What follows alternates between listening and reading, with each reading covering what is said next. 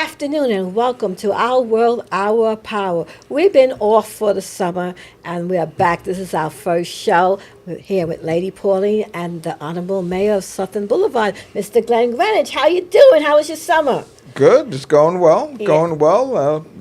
Good to be back and getting ready for the festival September 18th on Sutphen Boulevard. Oh, The wow. I Harvest can't Festival. wait. I can't wait. I'm going to be there. We'll be there. We're ready to party and eat. All right. Yes, indeed. Yeah, we have a special guest today. Tell us who she is and what she Well, does. we have the one of the owners of Panache, and if you haven't heard about Panache, you need to be there. It's in Rosedale, and it is an excellent restaurant. Her name is Annette Runchi, and she is just a great entrepreneur, very invigorating. Welcome to the show, Annette. Welcome, Annette. Thank you. Thank you. Annette, tell me a little bit about Panache, but before we do that, tell me a little bit how you got started as an entrepreneur. Sure. So, worked for right from college. I started with Procter and Gamble, and actually was in IT, information technology. Left City College, and went away. I was always a city girl. Always, grew up in New York City, and started working for Procter and Gamble. And after 14 years, the company was downsizing. And I took that as an opportunity to really become an entrepreneur. I've always wanted to be an entrepreneur, always wanted to own my own business. And so when they started to give out severance packages, I said, hey, put my hands up, I'll take it. Now is the time. And that's what I did. I left Procter and Gamble. And after 14 years, I only had planned to be with them for a year, but I ended up staying there for 14 years and came back and started to learn the restaurant business. Okay, that's awesome. Now, what made you pick the restaurant business opposed to any other business? Wow, excellent question. It was one of those things. I think a lot of us who are in the restaurant field can relate to this because you have to really be passionate about the restaurant because it's a lot of work. So when I was growing up, I'm like the last of 7 kids. And so when we were growing up, actually from Jamaica, originally from Jamaica. And when we were growing up, my house was always the house that had all the food, my mom and my dad was the one cooking all the food. People would be coming from all over the place, just show up, during dinner time. They would show up, and I remember just being around the dinner table and and my dad saying, it would be great, for us to have a family restaurant one day. One of these days, I would really love for us to have a family restaurant. So that's where it came from. It happened that, I thought it was going to my sister, because she's a way better cook than I am. I thought it was going to be her that started the restaurant, but the calling came to me. And so that is the reason why I decided to fulfill this family legacy and go into the restaurant business. Well, what a great legacy. I mean, when you think about the socialization that is around food and restaurants, and certainly coming from a big family, and certainly the West Indian influence is about family, extended family, and friends having them over a bite to eat. So it's always something that's huge in terms of the socialization. So that Absolutely. And a culture, it's all part of our culture, get together and eat. Food is a big part of our culture. Now, Yeah. I know we were going to talk a little bit about Panache, but you also own another restaurant. Would you let us know a little bit about that? Golden Absolutely. Crust? Yes. So Golden Crust is a franchise, it's a Caribbean franchise. Yes. And it was all part of the plan, because one of the things that I had, and I guess that's the reason why, my dad and my sister said, Annette, we want you to start it, because I had the business management skill. And they were so right, because I think that's more critical for you to have the business management skills than even knowing how to cook. And so planned this out where I was going to get a franchise so I can learn the restaurant business. I didn't know nothing about the business, but I did know that franchises had 99% chance of success Right, versus right. the other way around. If I opened up a mom and pop, You I have would to have over develop. 90% chance of failing. Yeah, you And have so to that's develop where your the own Golden Crust systems. came. I had the Golden Crust now for over 15 years, but that was the stepping stone for Panache. Well, let me ask you this: since you talked about the business skills, what would you say are the business skills that forwarded the process the most? I'm sure it's accounting, and then obviously you've got the systems background, so you're able to integrate that into what you were doing. So, say a little bit more about that, so that some of our new entrepreneurs or budding entrepreneurs understand, because I think that is probably as you said, the most important part, because it doesn't matter how good you can cook if you can't make money doing it. So let's hear a little bit That is about that. correct. That is correct. And as you said, the business planning part is the critical. We talk about how important it is, but many of us, especially minority businesses, do not do enough planning. It's like plan, plan, plan. You know what I mean? Mm-hmm. It makes the execution so much better. So that was one of the things that I learned a lot from Procter and Gamble. From my corporate experience, was the planning. Procter and Gamble was such a process oriented company, and so everything they did was all about the planning and the process. So that was very, very critical. Skill that I had that helped me. And a lot of this other stuff was like a lot of the legal, business stuff, knowing, making sure you have your licenses in place, making sure you have your tax things in place. So these are the things that a lot of businesses, small businesses, don't pay attention to. But those are critical foundation, and infrastructure for a strong business. One of the things that jumped out in what you said sounds like project management. The project management in terms of the planning of the execution. What pieces need to go where in order to affect the end result. And it sounds like project management was a useful skill, and it is a skill that a systems analyst would be using to execute the project as well. So you were able to marry those two technologies really to infuse it into your entrepreneur business. Yeah, that's It- wonderful, Annette. Very yes. wonderful. Yes, and Glenn, you hit it on the head with the project management, because that's what I did in Procter and Gamble, project management. So absolutely, that was a key part of the reason why Golden Crust was so successful, was because of my project management skills. I knew how to do that, and so that's definitely a big part of it. Now, would you say also that recommended people to make sure that they understand, because you mentioned taxes, you mentioned accounting in terms of their lining up their finances. So that's another critical piece, because you've got to understand how to price your product, your end product. And of course, with Golden Crust, it probably wasn't as much because they had a system already in place. But of course, for Panache, you're now having a fine dining restaurant. You've got to know how to manage the different pieces so that you're pricing your meals at the point that cost point that you need to bring the customers in, but also to be profitable. Absolutely. And so again, Glenn, you're really good. You're really good at this stuff. You know, you're really good, because finance is the other infrastructure part that unfortunately a lot of minority businesses do poor at. Having a sound financial structure, having, from the beginning, I made sure I have an accountant on board, as part of my team. Okay.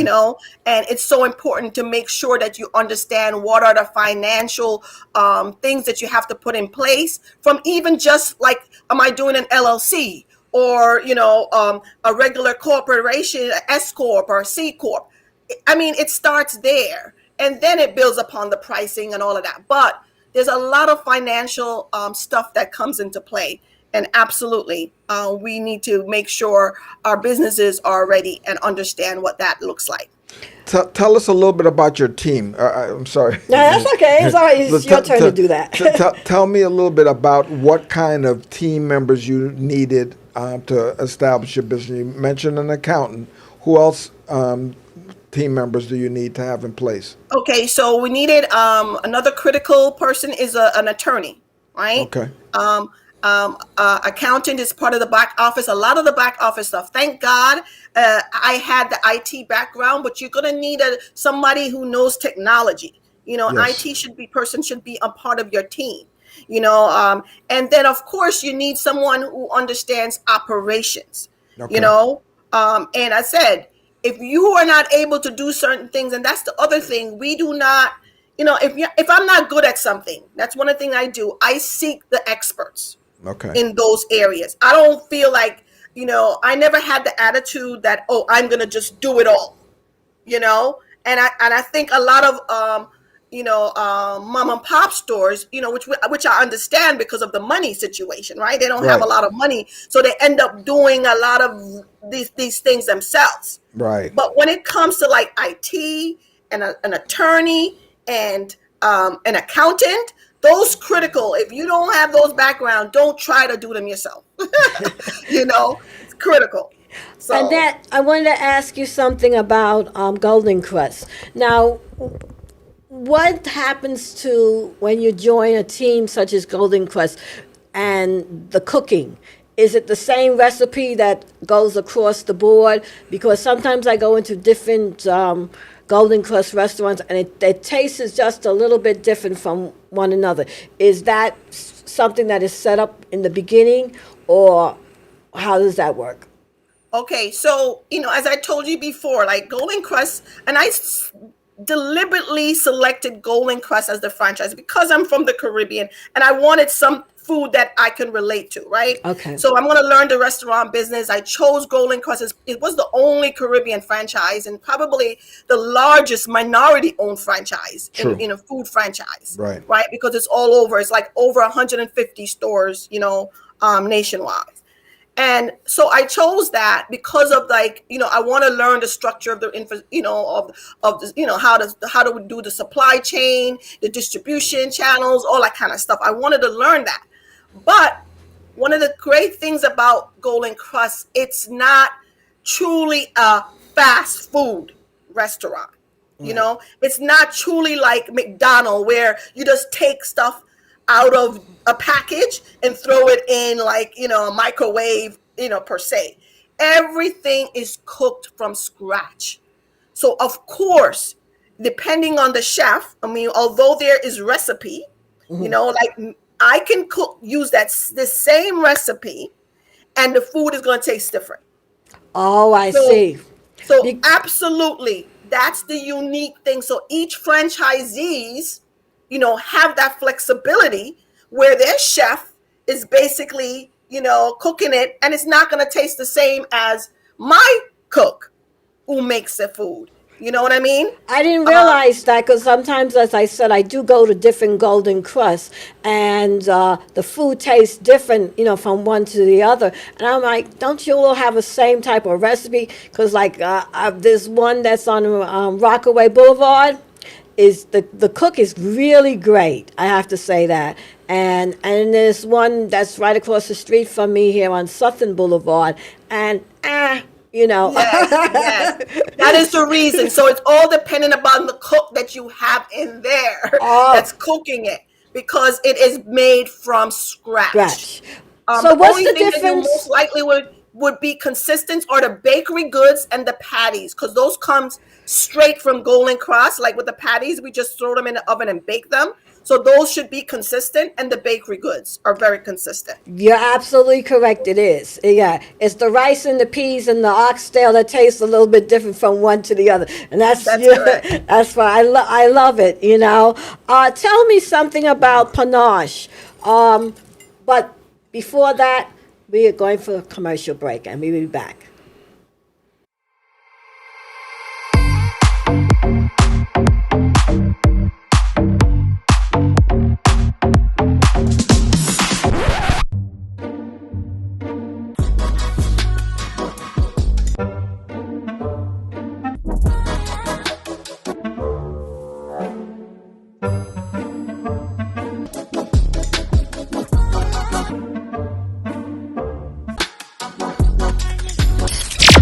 you ready to take your content to the next level? The live streaming market is booming, but with so many options out there, it's hard to know where to start. You've heard about doing live video and other video content on platforms like LinkedIn and Facebook, but you're not sure how to make the most of this or how this is going to help you with your business. You're not sure if creating a YouTube channel is going to help you get more customers or it's just a waste of your time. We will walk you through everything you need to succeed in live video with this 4-day immersive virtual bootcamp. We've got all bases covered, from choosing the right platform for your needs, planning an event, recording epic video content and editing it into something awesome, scheduling posts on social media, promoting your videos, and monetizing them effectively. This course is designed for everyone from total beginners who are just getting started in live streaming to those who want to grow their visibility and increase business by creating more valuable content. Leap into live streaming virtual bootcamp. All right, how you guys doing? Wait, how'd you get your video like that? Is that 4K or something? Right, you got us over here looking like a hot mess. No, it's actually a powerful live streaming app for Mac called Ecamm Live. You know what? Let me show it to you real quick. So you're able to use your mirrorless camera as a virtual webcam, and you can tweak the colors right in Ecamm Live using their camera effects, and then bring this video right into Zoom, Google Meet, and pretty much any other virtual meeting app. You can even stream directly to Facebook, YouTube, or LinkedIn and bring in comments right onto the video. And you can customize the look, size, and position of the comments right in the app. Or you can even add your logo to the corner of your video, or yourself, or both. There are plenty of picture-in-picture styles to choose from if you're sharing your screen for a tutorial or doing a presentation. And it doesn't have to be live. You can use it to record a course and eliminate the need to have to edit it later, all in 4K quality. And if you got a green screen, you can set it up right in Ecamm Live, and you can bring that into your different meetings. If you're feeling fancy, you can move yourself into the corner of your frame to do a commentary or a reaction video. You can even add in video clips just by dragging and dropping it in. Pretty much everything's drag and drop. Y'all follow me? Okay, good. So if you want to step it up a notch, you can add some overlays to your video, whether it's a simple graphic or you want to have some titles or other info at the bottom of your screen. You can even add animated overlays like this one or this one. And with Ecamm Live's interview mode, you have full control over the look and feel of your broadcast. And you can add branded overlays to frame you and your guests and look like a real legit broadcast. And you can save each layout as a scene and switch between them with the press of a button. You know, these days between virtual meetings, school, live streams, we on video all the time. So you just want to show up in a way where you can be confident and proud of. And for me, Ecamm Live is at the center of it all. Did y'all get all that? You were on mute.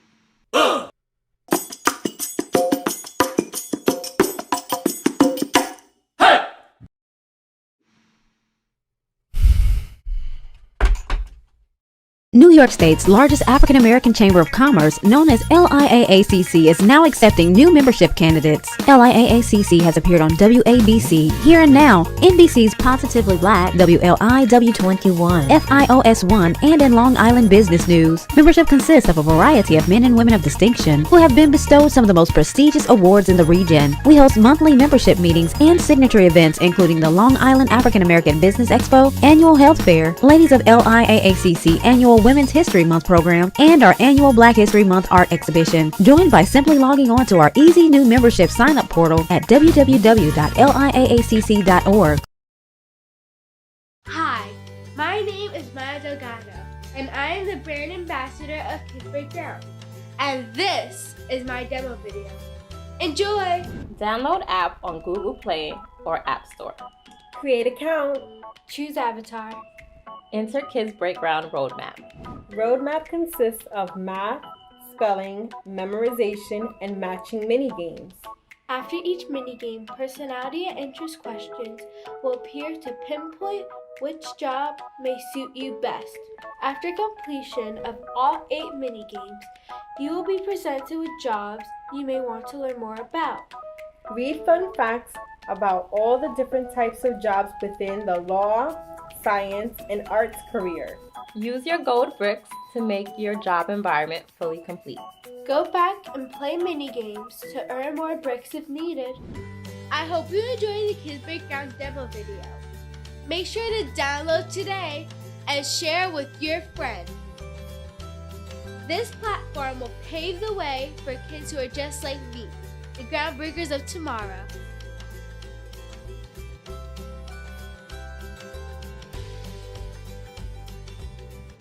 Back. Hi, Annette. How are you? Hope you enjoyed those commercials. I did. Tell me a little bit about Panache now. Tell me what are some of your favorite recipes and who do most of the cooking? Is it you? Okay, so Panache, about 6 years ago, we decided that we wanted to bring a very an upscale dining experience to Southeast Queens. I think this was definitely something that was missing from our community. Yes, And yes. yeah, and it started because, me myself, when a lot of my family members came in to visit me, I always had to take them all the way into Manhattan or far east in Long Island for them to have a nice, dining experience. And typically wasn't somebody that looks like me, or it wasn't, the food that I grew up with. And so that's why, I said we want to bring something in our community that, that is upscale, that is nice, that we can take our family members to. And that's when Panache was born. And so we created Panache for it to be a very unique space, great ambiance. The ambiance, we actually won the best design by Queens Chamber of Commerce for 2014 because of the beautiful ambiance. Anytime anybody stepped into Panache, they're always blown away of the design. Was actually a Black local designer, Pauline Noel, who designed. Oh, wow. Okay. Yes, who designed, Panache. And then I also looked at how we made, something that was different, but that everyone could relate to. And so that's when this Eurosoul cuisine was born. And basically what it is a fusion of Mediterranean, Caribbean, and soul food flavor. One of the things that was very important to me was that we made our food healthier. I grew up in the Caribbean, as I said. A lot of our food is very heavy with oils and very heavy, a lot of rice. And the same thing with Southern food, right? It's, very heavy. And so that is the reason why I fused the Mediterranean kind of cuisine, the nuts and the grains and the stuff with the Southern and the Caribbean food to create Eurosoul. So, for example, you asked Pauline, Miss Yes. Lady Pauline, you asked about some of the cuisine. Yes. Yes. So, for example, I'm going to let you mount water now. Oh my goodness. I'll be over soon. Yeah. Pistachio crusted lamb chops. Ooh. Okay. That was one of our favorite. Okay. Coconut and almond crusted salmon. Mango curry shrimp. Oh, Lord. Yes. Okay. To name a few. So people were always excited to come and experience this Eurosoul cuisine. And actually, I worked on the recipes with an executive chef. However, my son, Kimani Runcie, is the one that cooks the food. I was really? very excited to have my kids involved in the business. And my son, who was only 22 years old, went to Johnson & Wales, completed his degree in culinary, and is able to assist me in the kitchen. I'm just so blessed about that. That's wonderful. I love a family togetherness. Oh, wow. That's awesome, Annette. That is beautiful.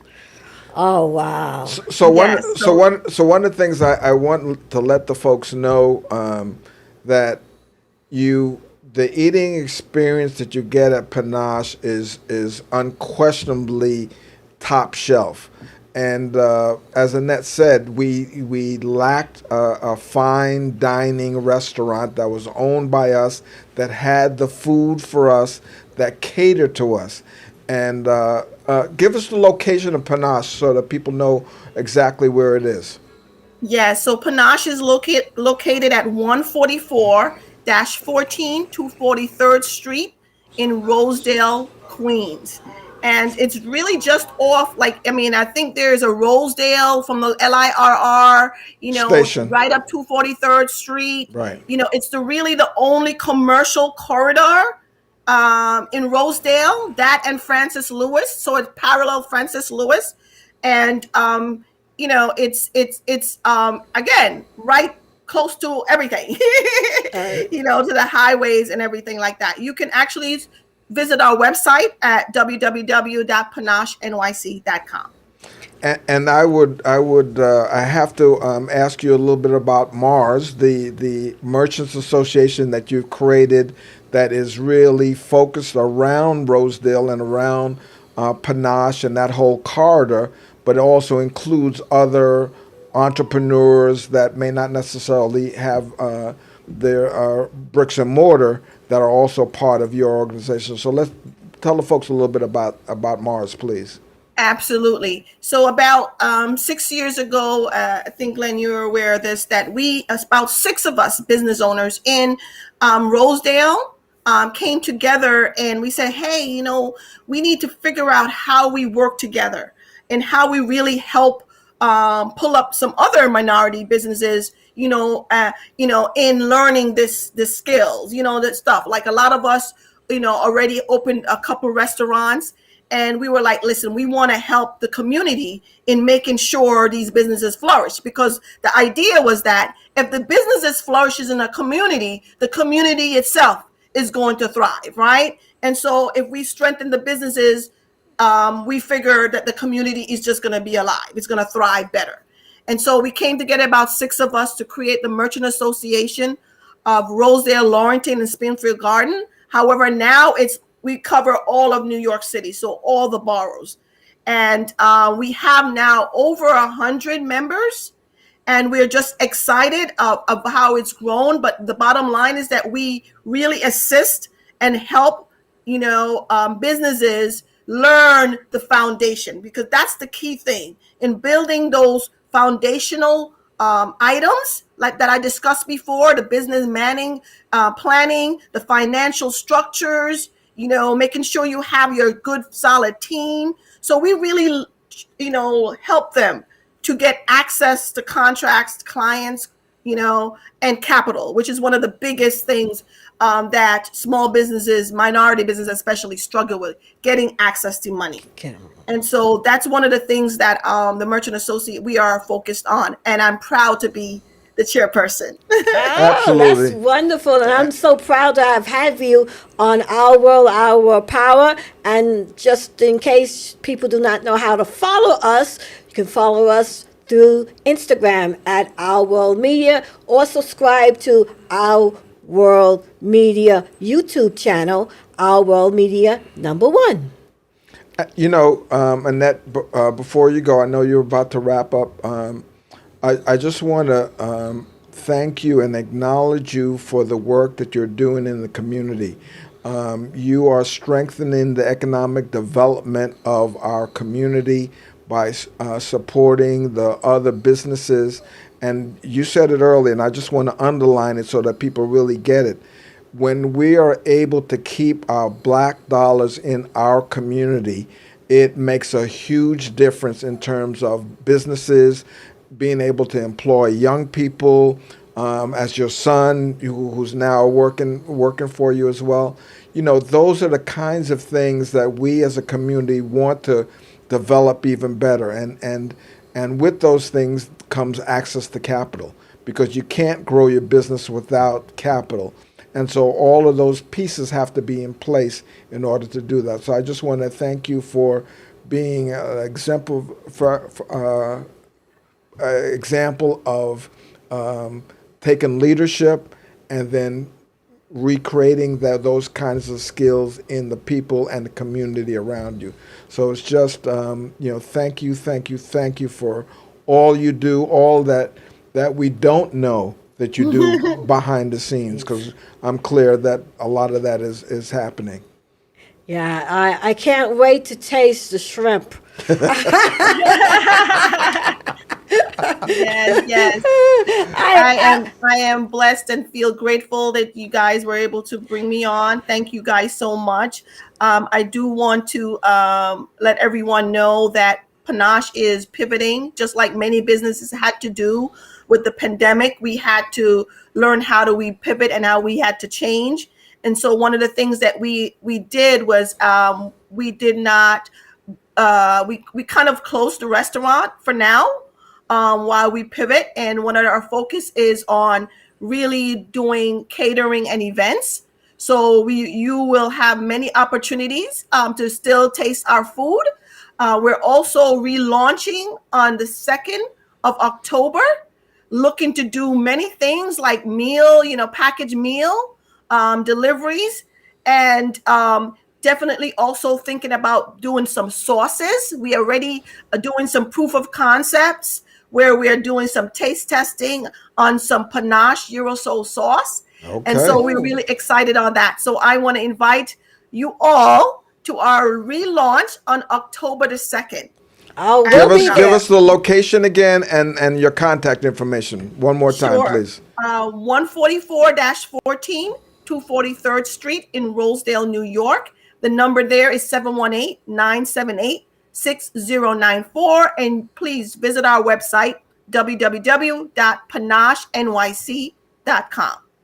Well, thank you, Annette, for being on Our World, Our Power. And I'm coming to get that shrimp. Okay, don't worry. I'll be there for you. Just tell me when. All right. I'll be coming for you said you're having the opening October 2nd. October 2nd.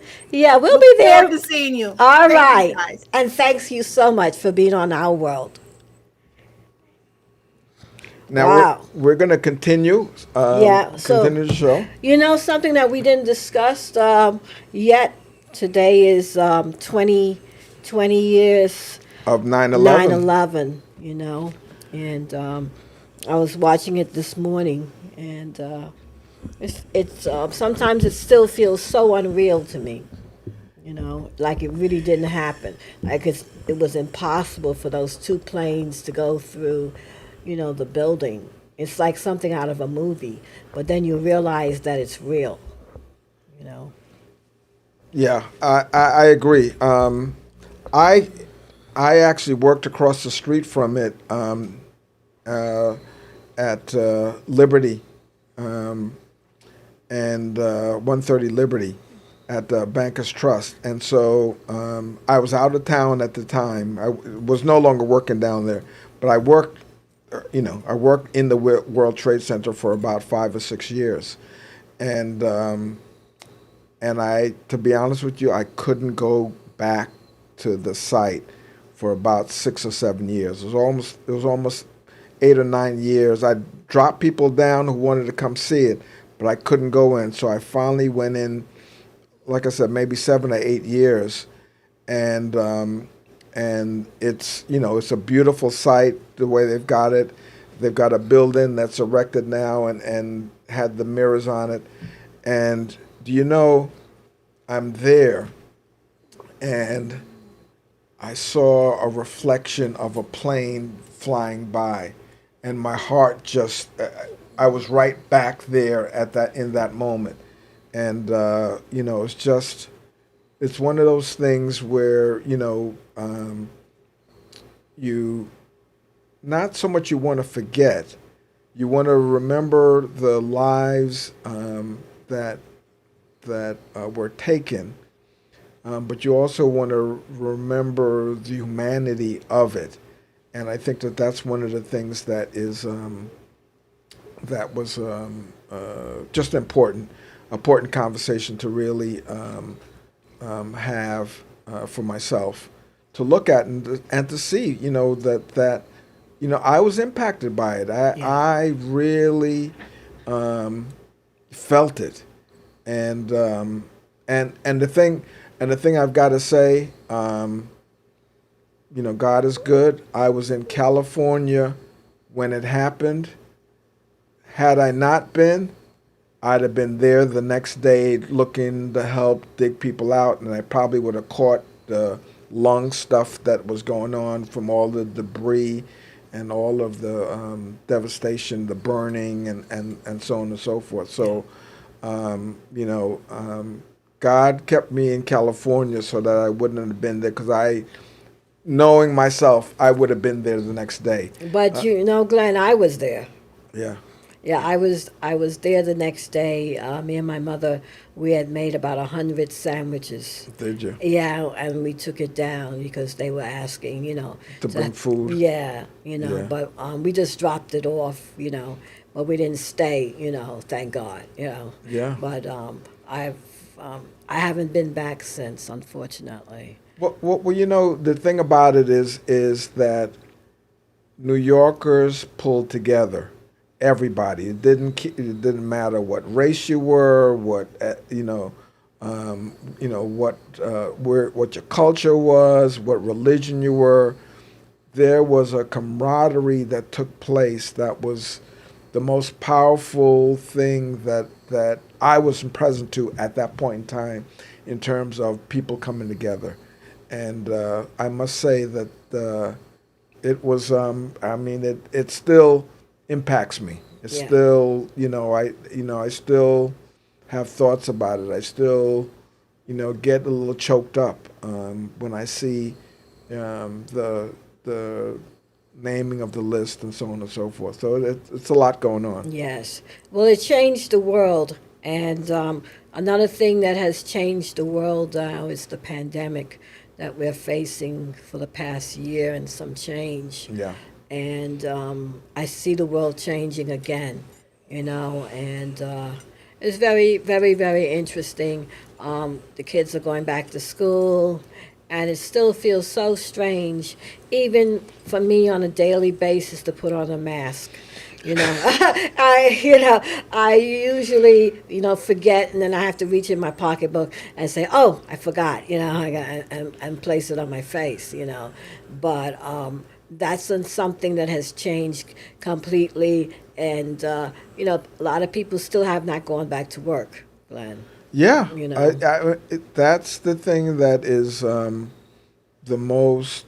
When you look at all of what's going on right now, we've got the pandemic, we've got climate change, we've got all of these things coming at us. And a lot of not knowing, and of course that drives up fear, anxiety, we're having the issues that we're having with crime and just people kind of wilding out, and it's it's unfortunate, but I think the other part of it is that we've been given a time to quietly ponder what's really important to us. We have an opportunity to really look at what's important to us and look at life a little differently, kind of twist it a little bit to the side and kind of take a little different viewpoint. And I think it's an important aspect that we have the time to do that, and that we should do that. Yeah, even for myself, it's given a time to reflect, and also to spend time with family, and really appreciate the meaning of family and friends. Why I brought it up was because I didn't realize we had a festival. Well, not a festival. We had a music affair that you've been having for the summer in front of the courthouse. Yes. And some friends of mine were performing that day, one of the days that, a few weeks ago. And I realized that, people did not come back to work because it was in front of the courthouse.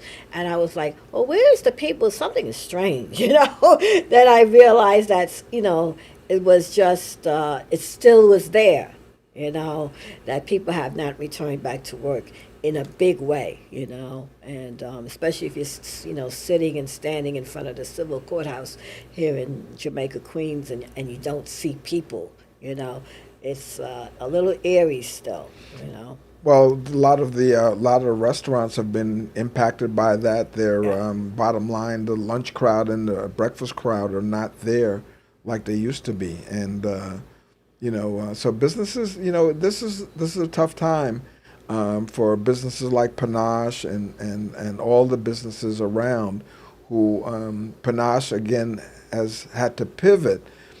So they're doing more catering than they are sit down. Yeah. And it's such a shame because the place is so elegantly decorated and laid out in a way. They got a downstairs that's a great room. They've got an upstairs that's fabulous with a fabulous bar. I believe they also have a outdoor piece as well and a backyard, and all of that is now just catering. And so some of the businesses here on Sutphin are fortunate enough that they've been able to open up on the side of the restaurant, and so they have had some outdoor seating that was put up when we weren't allowed to eat indoors. So I mean, there's still a lot of things that are going on. The city just is looking to pass a text amendment which is going to extend the ability to have these outdoor facilities probably until 2022 is the intention. That's what I heard. Yes. And it's needed because we're trying to drive the businesses back, to the revenue. So there's a lot going on. There's a lot that the city's doing. We've got the vaccine mandates that are now. What do you think of all this stuff, Glenn? And I find that it's a little bit unnerving, because I've had people actually call me and ask me, "Do you know how to, manufacture the card?" And don't get caught with that, folks. You don't want to get caught with no false cards. No. And I'm sitting down saying, "What?" To realize that there's people out there that really do not want to be vaccinated and they do not care if they infect other people. Now, I really think that's horrible. Well, it's a funny thing because some people feel like that it's important not to inject yourself with foreign things. Now, people call this a vaccine. It's not really a vaccine. You're really introducing something element into your system. RDNA, I guess, or RNA. I'm not a doctor, so don't quote me. But it's something that potentially can change the genetics of your body, and so some people feel a particular way about it. And I understand that. And so, it's people are standing for their own rights. And so it's how do you mandate that and not take away people's right to select? And so I know. It's a very interesting topic. And it's dividing the country. Yeah. And that's the thing that's unfortunate. You've got people who are advent for this side and advent for that side and can't see, and now it's like, you've got two different camps again sort of fighting it out, and we're one country. Yeah. We're Americans. That's true. We're human beings first, and need to treat each other with respect and dignity. Yes, we do. But speaking about respect and dignity and fun, I know. Fun. Oh, fun. Yes, I like fun. Absolutely. Don't even bother to comment on what I just said. Okay. We won't say anything about that. But we are having an event on September 18th out here in Queens on between Sutton and Hillside Avenue. Between Hillside and Jamaica Avenue on Sutphin Boulevard, September 18th from 10 a.m. in the morning till 6 p.m. So we're going to have live entertainment. We're going to have classic cars by Whip Fanatics. They're going to be out there presenting their cars. We're going to have Eric, the reptile guy, so he's going to be doing some reptile presentations, and We're going to have the bouncy houses for the kids. We're going to have some great, great, great food. We have a little corner that we're going to have for the art exhibits. The local artists, they're going to come out and display their wares. So we're very, very excited. This is going to be the 4th annual Sutphen Boulevard Harvest Festival. So listen, come out and meet us, and we'll be there. Yeah, Glenn and myself will be there. We'll be hosting the Harvest Festival together. Yes, we will. We'll be there. You'll see me running around wearing many hats that day. But we will be having an event, and we're inviting the politicians to come out and say a few words. And, we're going to have some great, great entertainment. We're going to have the Afro-Latin Latinas, and we're going to have the Mighty Cam Band. And we're going to have the Right Directions. The Right Direction is going to be out there, belting it out. So we're gonna have a really action-packed day for you. We're going to have some DJs there as well, and we've got a couple of special guests that may show up, so we'll see. We'll see what happens. And don't forget to come over to our table, WGJSradio.com, and we're doing interviews of all the celebrities that when they get off the stage and they finish, just come on over to our table. I'm inviting all the politicians who come down. Don't forget to check out WGJS Radio, our World Media Network, and we're going to have a great day. I was wondering if Panache is going to be there. Are they going to do they have a table? I don't know. I'll have to check back with Annette. I know I sent her the invitation about the day, so I'm not sure if they're going to be out there or not. But I know Henry's Carrot Cake is going to be out there. Henry's Carrot Cake will be there. Oh my goodness! Yes. I just can't wait. He needs to just drop off a few boxes by me. I know. If you haven't had Henry's Carrot Cake, you haven't had carrot cake. That's true. Because he has the most incredible flavors. So he's got regular carrot cake. He's got carrot cake with blueberry, carrot cake with cranberry, carrot cake with mango, with pineapple, with blueberry, all different kinds of combinations. And my goodness, they're all great. Yeah. So we want everybody to come on down to the Harvest Festival and check us out. Absolutely. Yeah. Glenn, tell me something. What do you think about this new law that's been passed in Texas for women, unable to get abortions and so forth?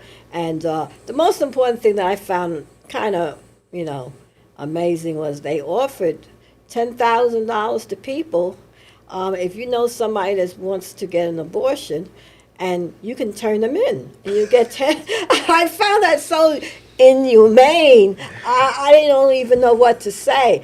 I mean, actually, as I understand it, if you drive somebody to the abortion clinic, you're also an accomplice. An accomplice, yes. So they're making it like a crime. Making it a crime. It's a woman's body is a woman's body.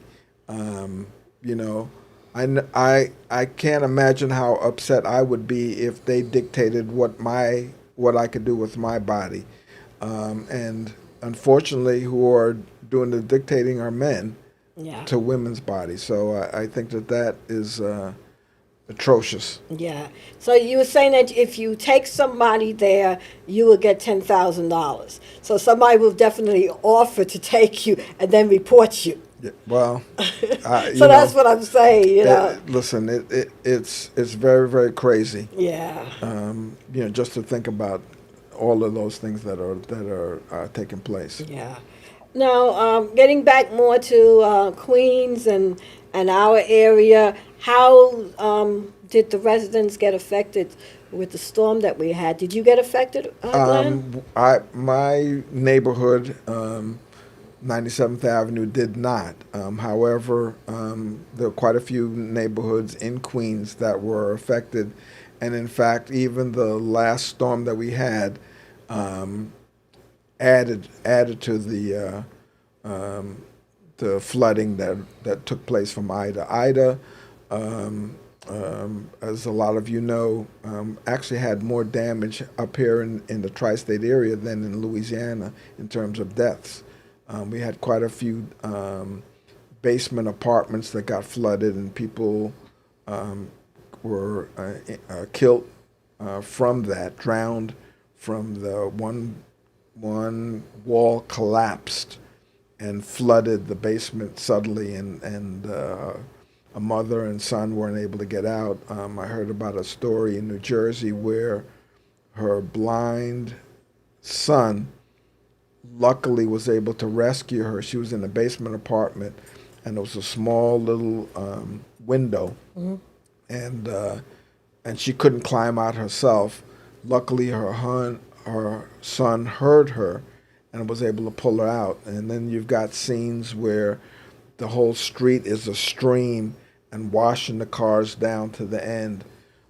So there was a lot of destruction. Yeah, Glenn. A lot of people was telling me about the Van Wyck Expressway, which is near to you. Yes. That the cars were just flooded. I mean, it was like a swimming pool. There are certain low spots, and in fact, on the service road right off of Atlantic Avenue, the next day you could see the mud, and you could see there was a car stuck on the side. You know, people could get around, but you know, you had the Cross Island, you had the LIE, and of course you had upstate. You had the Hutchinson Parkway that always has like a little problem right outside of the Bronx. So I mean, you had these critical areas that are known for flooding that flooded. I mean, we had almost 7 inches of rain in 6 hours. Yes. So don't you think there's something wrong with our infrastructure? Don't we need to update certain things because this is? Did you see the water coming down the subway stations? The subway I mean, stations? it looked like they just took a pool and just emptied it out. Well, Pauline, I think it's a bigger conversation than that. It's yes, we need infrastructure updates, but we haven't had these critical kinds of climate changes to the degree that we have them now. Look at the floods that we've seen, the fires out in the West Coast. So we've got all of this rain on the East Coast. We've got all of this drought on the West Coast. That's true. That's true, Glenn. To the degree where they've got more fires that are burnt, and houses and homes and acreage than they had even last year. And each year is getting worse and worse in terms of what's getting destroyed because of the fires. Then you've got on our side the rain that is now saturating and knocking over trees and washing cars and people and flooding. You know, people, the amount of people that had to be rescued in boats. And the amount of people that lost their life. Lost their life, lost their, people lost their contents of their basements and the first floor. So we're talking about 7 to 8 feet of water that's being impacted into areas that have never been flooded as far as people can remember. That's true. So infrastructure couldn't help that. Well, it could now that we know that it's got this potential, but we're being impacted in areas that we've never had a problem before. And so you can't predict that. They usually have the 100-year storms. We're now talking about 5,000-year storms that have never been this big before. So it's troubling. Yes. And it's something that we're going to have to deal with. So it's something. It has to do with climate change. Climate change. That word, climate change. Climate change is a huge piece, but we also need the infrastructure because we've got these bridges and dams that haven't been inspected. We've got lots of water supplies that are impacted by these small dams that that are holding back things. We had the situation in Katrina where the levees broke. Now they built up the levees, but they still had some spillage over even these last storms after they spent like $40 million building up the levees. So, when you look at it, it's like how much is going to be enough if you don't slow down. And, I got to say, we as Americans really have to take the onus around that. There are other countries as well, China and some of the other quote unquote third world countries that are India and what have you that are impacting the carbon mix. True. And then we're cutting all the trees in the Amazon and all the jungle places, which would absorb that carbon monoxide and provide us with oxygen. So you got all these land clearing that's going on. So all those things, but we can help by not having, SUVs. I know. The car impact. There are things that we can do individually. Well, you know something, Glenn? That's why we'll be going to Mars in a couple of years, because they done messed up down here, Well, they done messed up the city. They done messed up the country. So now we have to run, and now we are going to be heading to Mars in the next, I would say, 20 years. People will be living up there. They'll be building buildings and so forth, But I always like to find something interesting to say. But one of the things I want to say is please listen to us here on Our World, Our Power. Follow us on Instagram at Our World Media, and subscribe to Our World YouTube channel, Our World Media #1. Absolutely. Yeah. And don't forget, we're WGJSradio.com, so you can listen to us 24/7. Yes, please do. And we hope to see you all at the Harvest Festival next weekend. And we'll be there, Lady Pauline and the Honorable Mayor of Southern Boulevard. Everybody have a great Saturday and a great weekend. Thank you. Peace and blessings. Yes.